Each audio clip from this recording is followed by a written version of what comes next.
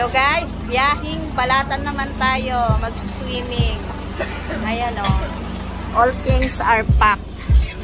All things are packed. Bebe! Bebe! Yan na. Ready to flight na kami. Ay, ano. Sige pa, talaga ko. Ayan na. Huwag ka pala si Papa. Kawawa naman sa Papa. Picture mo kaming dalawa. Oh, picture mo kami. Wow. Oh, picture dali. Wow. Picture. Pogi. Wow. At yan na nga guys, ngayon ay papunta tayo sa Balatan kung saan isang town siya na merong mga beach resort.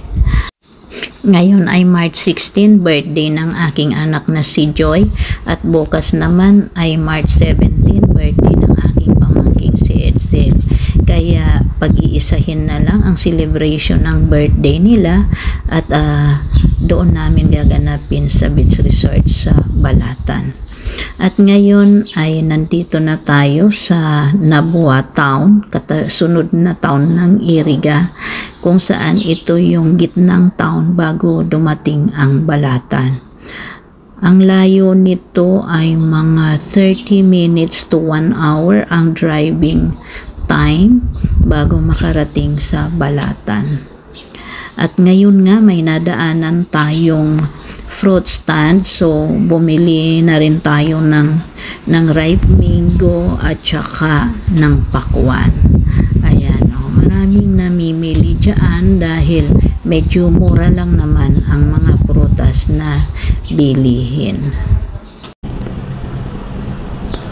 Ayan, biyahe na tayo uli. Papunta na tong Balatan, dire-diretso na. Medyo ang daan dito guys ay sigsag-sigsag at may mga bangin-bangin din na madadaanan, pero wala namang problema dahil napakaganda na ng daan. Simentado na lahat at maluwag naman. Hindi katulad noong panahon, nakarating na rin ako dito sa lugar na to, pero hindi pa ganito ang daan.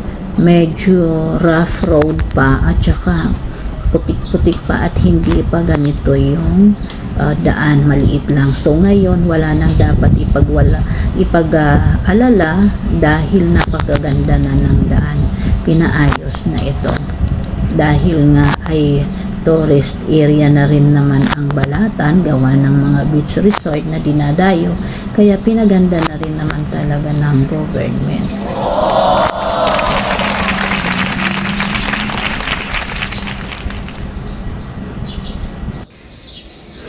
At nakarating na nga tayo sa destination natin sa Manjente Beach Resort. Ayan.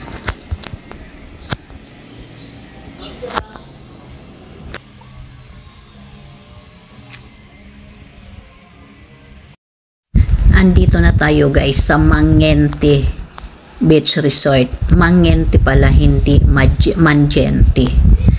Ayan. Ito yung compound nila. Napakalaki. Ayan na, may puno ng mangga, ang daming bulaklak at ang daming bunga, medyo maliliit pa nga lang. At ito yung mga building. Ayun yung building na uukupahin namin for overnight. At ito ay napakalaki para sa big group. At ito naman yung parang under construction pa lang siya. Pero ang daming cottage doon sa mga likod-likod niyan at doon sa may dulo. Ayan, ang bubong, ito guys parang event place yata itong ginagawa. Ayan. Ayan yung bubong ay nipa. Ayan so ma-presko yan, malamig. At yung iba naman ay concrete building, concrete cottage. Ayan. So may mga maliliit na cottage for small group at may malalaki for big group. At ito nga yung accommodation natin ay may mga sofa bed na pagpatutulugan sa atin. Ayan, may isang double deck lang din sofa bed na yung mga ilalatag. At ito naman may lababo, may CR with a shower room, so magkasama lang sila. Ayan, isang CR and isang bathroom lang with shower, at may hagdan. Ito yung hagdan papunta sa attic. Itong attic ay may mga sofa bed din na nakalatag, at mayroon siyang air conditioned itong attic nila. Ayan. So, marami ang pwedeng ma-accommodate dito. At meron ding balcony ang attic nila. So, pwede kang lumabas dyan para mag-sightseeing doon sa labas. At ngayon, habang nagpapahinga at nagluto ng pagkain, ay nagbabalat naman tayo ng singkamas at manggang hilaw. Ayan o, makain-kain. Kasi pag hindi binilatan niya, hindi naman makakain. At yung mga bata naman ay excited na silang magtampisaw, o kararating lang namin yan. Pero andyan sila kaagad sa dagat. Pumunta na kaagad dyan. Alam naman ninyo, ang mga bata ay talagang hindi nila alintana ang init. Mas excited sila na magtampisaw dyan sa tubig ng dagat at maglaro sa buhangin. Ayan ang apo, pinaligo na yung buhangin dyan sa ulo niya. Ayun. So, ang saya-saya nila guys kahit napakainit ng panahon. Yung mga oldies ay nasa loob at yung mga bagets ay nasa labas, nasa initan. Pero may mga kasama namang tanda yan guys. Hindi sila lang dyan.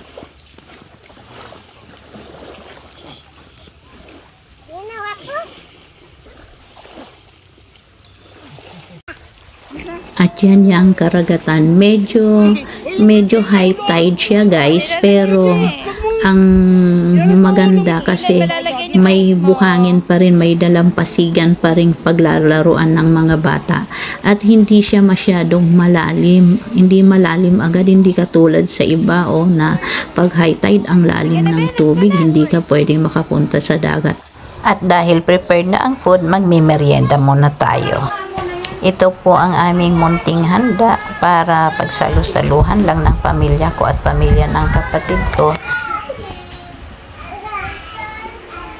Mamaya na yung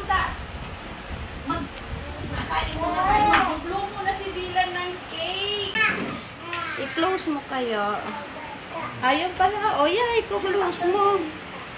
Para medyo maano. Happy birthday to you. Walang hindi. Wala kasi dito eh. Happy birthday.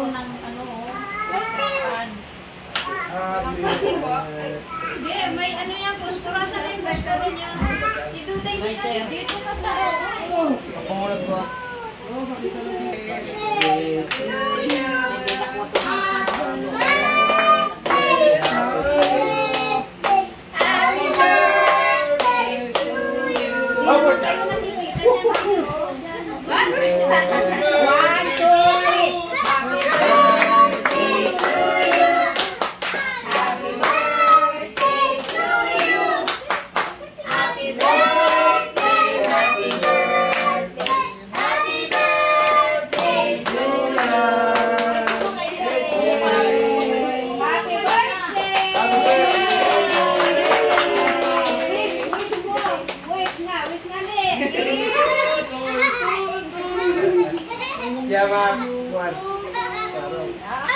Wish na, okay. Wish mo na, wish na. Na sana hindi na magkaroon ng anak. Dahil ang dami na.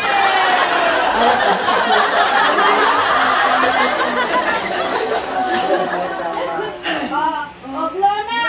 Blow na.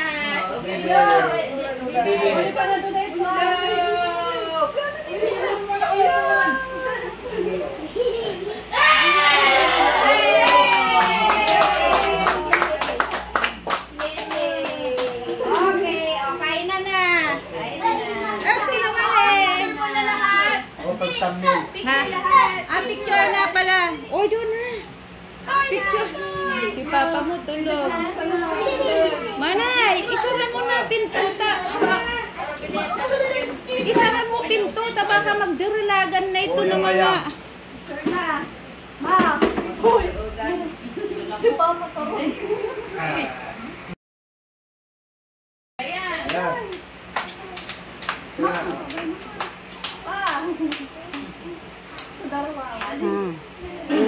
ka, bayad. Isig-isig ka sa to, ungkoy. Hindi kayo kita dyan. Doon, no, sa tabi ni Joy. Kompre. Ayan. Si Ipoy, sanay ka, ika unaan ni Noralyn. Ipoy, tumungkaw na sanay ka san. Ito taas man ni kata, di man ni ka nababayad. Tika.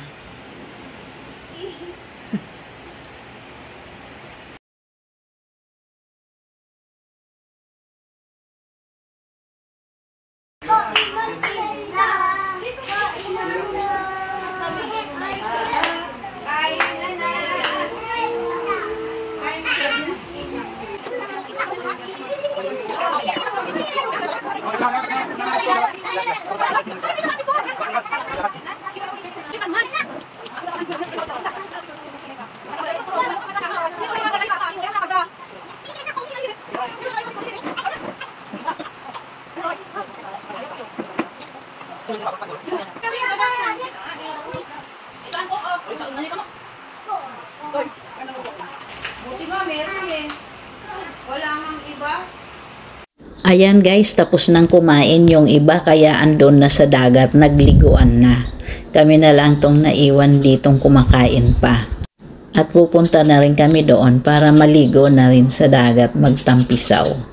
Di naman na masyadong mainit ang araw. At ayan na nga, naglubluban na dyan sa dagat. Sarap ng tubig.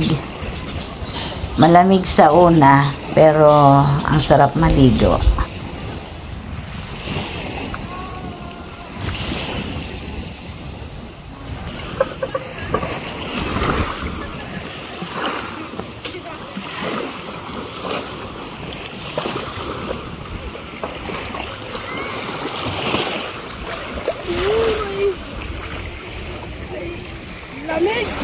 Lamig nga ng tubig, pero sa una lang.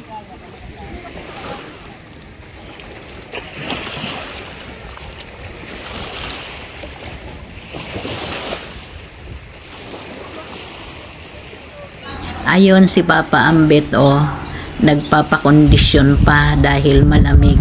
Kaya mag-lifeguard na lang daw muna siya.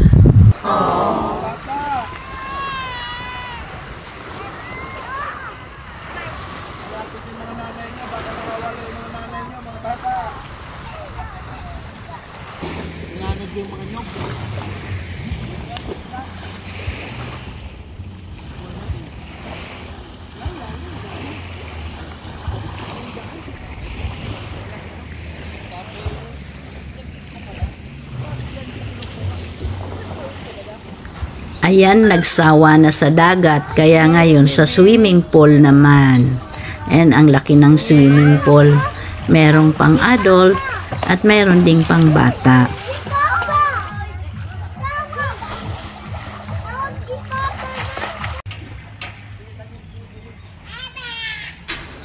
Ayan, ang ganda ng swimming pool, ang lawak at ang linis ng tubig.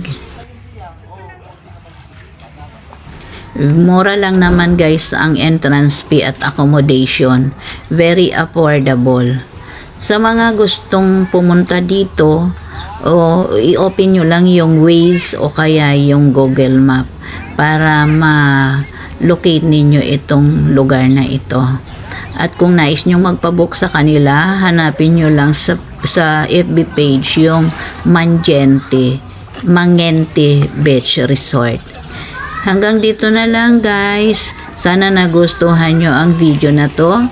Maraming salamat sa inyong panunood. Mabuhay po tayong lahat. Thank you for watching. Bye. I heart you. God bless us all.